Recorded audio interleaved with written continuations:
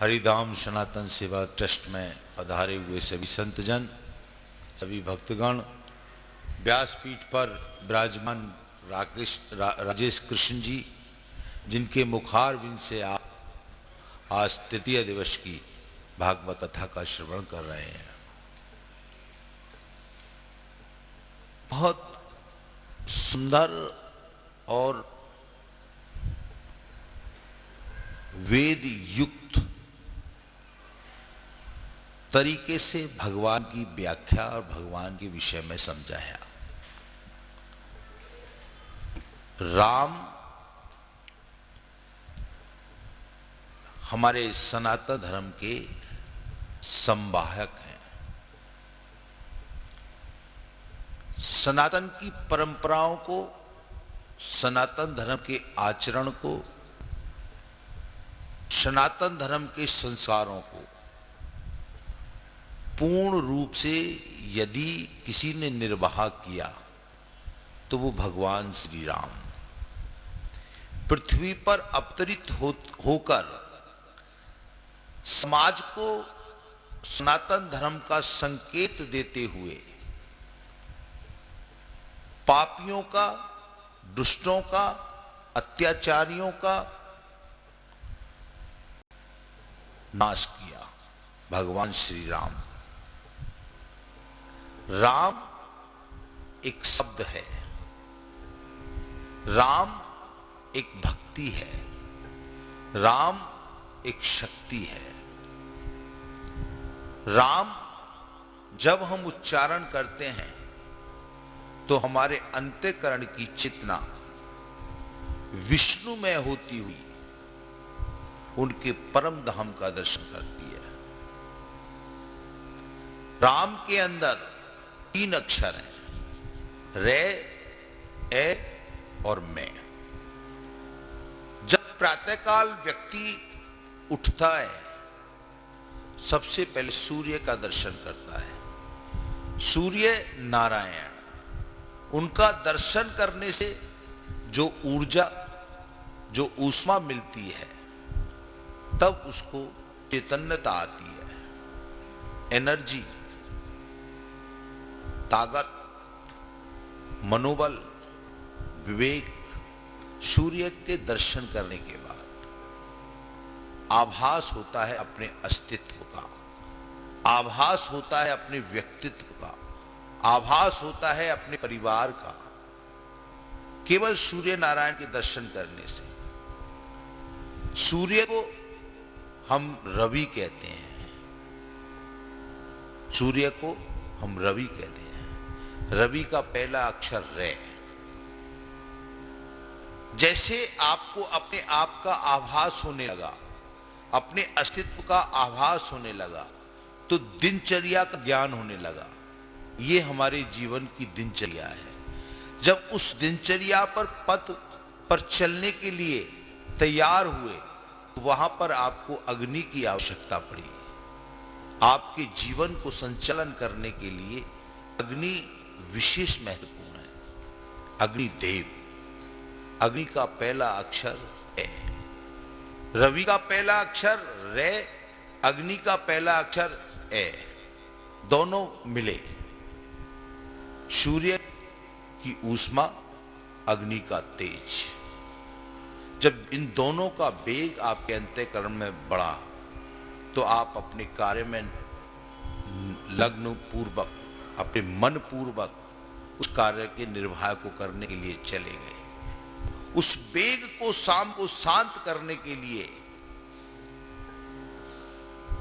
आप रात्रि काल में देखते हैं चंद्रमा निकलते हैं, वो शीतलता प्रदान करते हैं। शीतलता आपके शरीर को और आपके मन को, आपकी बुद्धि को शांत करती है। चंद्रमा, चंद्रमा से जुड़े आप। चंद्रमा को संस्कृत में माम कहते हैं। पूरे दिन की दिनचर्या आपके जीवन का प्रारंभ और आपके जीवन के समापन तक सूर्य की ऊष्मा, अग्नि का तेज और चंद्रमा की शीतलता, इन तीनों के बिना आपका शरीर नहीं चल सकता। इन तीनों को जब हम मिलाते हैं तो रवि का रे, अग्नि का ए और माम का मैं, इन तीनों को जब मिलाते हैं तब एक शब्द बनता है राम। अग्नि, सूर्य, चंद्रमा, सूर्य, अग्नि, चंद्रमा, रवि, अग्नि, चंद्रमा, माम, इन तीनों को जब हम मिलाते हैं तो राम बनता है। तो राम का उच्चारण करने से सूर्य नारायण का उच्चारण होता है, राम का उच्चारण करने से अग्निदेव का उच्चारण होता है, राम का उच्चारण करने से वायु का उच्चारण होता है, राम का उच्चारण करने से आपके मन के अंदर शांति आती है, राम का उच्चारण करने से चंद्रमा की शीतलता आती है। वो राम जिन्होंने हमको संकेत दिया जीवन को कैसे आचरणपूर्ण, त्यागपूर्ण निर्वाह करना चाहिए। मुझे अवसर मिला भगवान श्री राम की जन्मभूमि के भूमि पूजन में जाने का। मैं उस समय वहां उपस्थित था, उसका साक्षी था। भगवान की कृपा ही थी, कुछ लोगों को बुलाया, खैर वो एक अलग विषय है। भगवान श्री राम वो व्यक्तित्व है, यदि आप उनके आचरण को धारण कर लें, उनके आचरण को अपने मन में उतार लें, तो आप परम सिद्ध हो जाएंगे, परम सिद्ध। जिस प्रकार हनुमान जी ने, हनुमान तो भक्त थे, हनुमान ने भगवान श्री राम को अपने हृदय के अंतःकरण में उतार लिया तो हनुमान जी पूर्ण सिद्ध हो गए। अष्ट सिद्धि नवनिधि के दाता, संपूर्ण शक्ति हनुमान जी को प्राप्त हो गई। और भक्ति में उच्च श्रेणी, विमल भक्ति, ऐसी भक्ति किसी को मिल ही नहीं सकती। शक्ति में इतने बलवान महावीर, दया में इतने दया के सागर कि उनकी शरण में जो भी चला जाए, उनकी शरण में जो भी चला जाए वो भगवान से भी मिला देते हैं, राम से भी मिलाते हैं, क्योंकि राम का उच्चारण करते रहते हैं, और राजा भी बना देते हैं। ऐसी दया। तुम उपकार सुग्रीवहि कीना, हनुमान जी की शरण में सुग्रीव आए तो कैसा उपकार किया हनुमान जी ने, कैसी दया की। तुम उपकार सुग्रीवहि कीना, राम मिलाए राजपथ कीना, राम से मिलाया, हृदय को पवित्र किया। राम से मिलते ही हृदय पवित्र हो गया, राग द्वेष खत्म हो गए, विकार मुक्त हो गए। तुम उपकार सुग्रीवहि कीना, राम मिलाए राजपथ कीना, राम से मिला दिया और फिर बाद में राजा भी बना दिया। तुमरा मंत्र विभीषण माना, हनुमान जी के केवल एक शब्द, एक मंत्र, एक शब्द के उच्चारण ने तुमरा मंत्र विभीषण माना। विभीषण ने अंतःकरण में धारण कर लिया, विभीषण ने उनके शब्द को मान लिया। जो व्यक्ति कथा सुनकर के कथा के शब्दों को मान लेता है, जो व्यक्ति संतों के शब्दों को सुनकर के संतों के शब्दों को मान लेता है, जो व्यक्ति अपने गुरु के शब्दों को सुनकर के उनको मान लेता है, हृदय में धारण कर लेता है, तो उसका क्या होता है? तुमरा मंत्र विभीषण माना, लंकेश्वर भय सब जग जाना, राजा बना दिया। एक शब्द को धारण करने से, चाहे वो गुरु वाक्य हो, चाहे वो संत वाक्य हो, चाहे वो कथा का वाक्य हो, कोई भी एक परमात्मा का एक वाक्य आप हृदय में धारण कर लेंगे तो आप राजा बन जाएंगे। हनुमान के अंदर ऐसी दया किसी के अंदर हो नहीं सकती। विमल भक्ति, सोते बैठते उठते खाते पीते नहाते धोते आते जाते राम श्री राम श्री राम। आज उन्हीं भगवान का जब स्मरण आचार्य कृष्ण जी, राजेश कृष्ण जी करवा रहे थे तो मैं ऊपर बैठ करके सुन रहा था। मन के अंदर भाव पैदा हो रहा था। वो कैसा क्षण होगा, वो कैसा पल होगा, वो कैसी घड़ी होगी जो लोग राम के साथ रहे होंगे। हम तो केवल उनके शब्दों का अनुसरण कर रहे हैं, हम तो केवल उनके नाम का रस पी रहे हैं, आनंद ले रहे हैं, भगवान का दर्शन करके अंतःकरण में आनंद की अनुभूति महसूस कर रहे हैं। वो लोग कैसे होंगे जिन्होंने भगवान राम के साथ अपने जीवन को निर्वाह किया कुछ समय के लिए। तो कथाएं व्यक्ति को पवित्रता के साथ साथ संस्कार देती हैं। कथाएं व्यक्ति को संस्कार के साथ साथ भक्ति देती हैं। कथाएं व्यक्ति को भक्ति के साथ साथ शक्ति प्रदान करती हैं। कथाओं को सुनकर के, कथाओं का श्रवण करके मन को शांति पैदा होती है। मन उद्वेग से शांत हो जाता है। जब व्यक्ति का मन शांत हो जाता है तो व्यक्ति का व्यक्तित्व निखरने लगता है, व्यक्ति प्रभु की तरफ मुड़ने लगता है, व्यक्ति ब्रह्म में होने लगता है। उसका जो उद्देश्य है, जो जीव आया है ब्रह्म से कहकर के कि मुझे तुमको फिर प्राप्त करना है,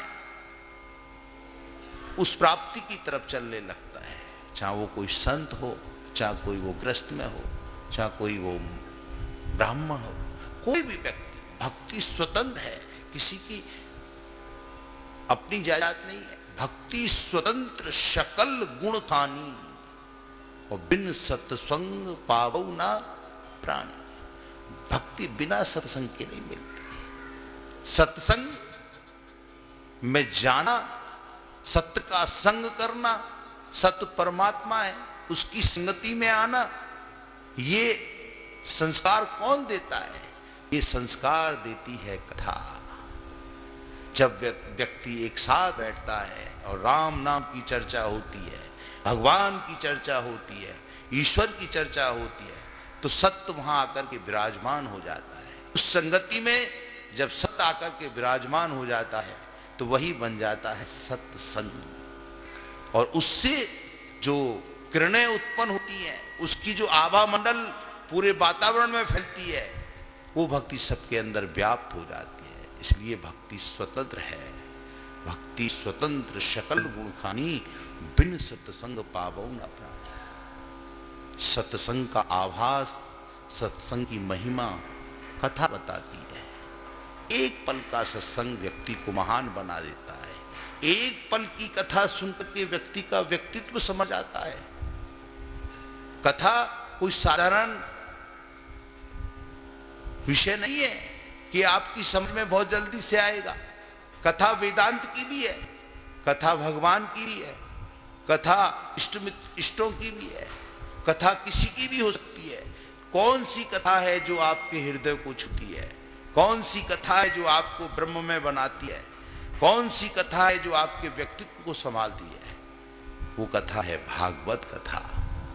उसके अंदर भाव है, उसके अंदर पवित्रता है, उसमें शुद्धता है, अमृत है, सिद्ध है। उस कथा का श्रवण करने से व्यक्ति महान होता है। मन की बात कल भी बताई थी, मन की बात आज भी बता रहे हैं। यदि मन स्थिर है तो आप कथा का भाष्य कर सकते हैं।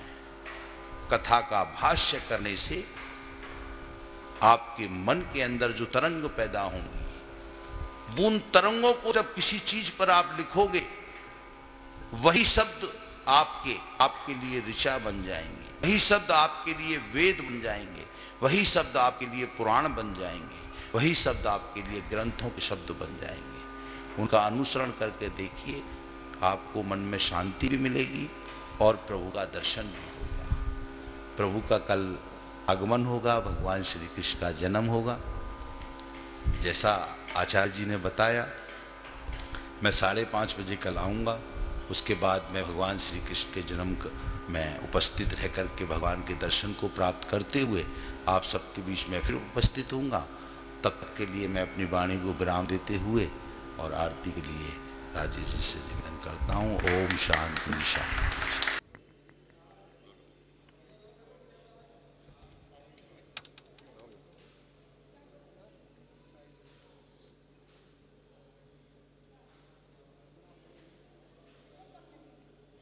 इसमें लगा के साइड ऊपर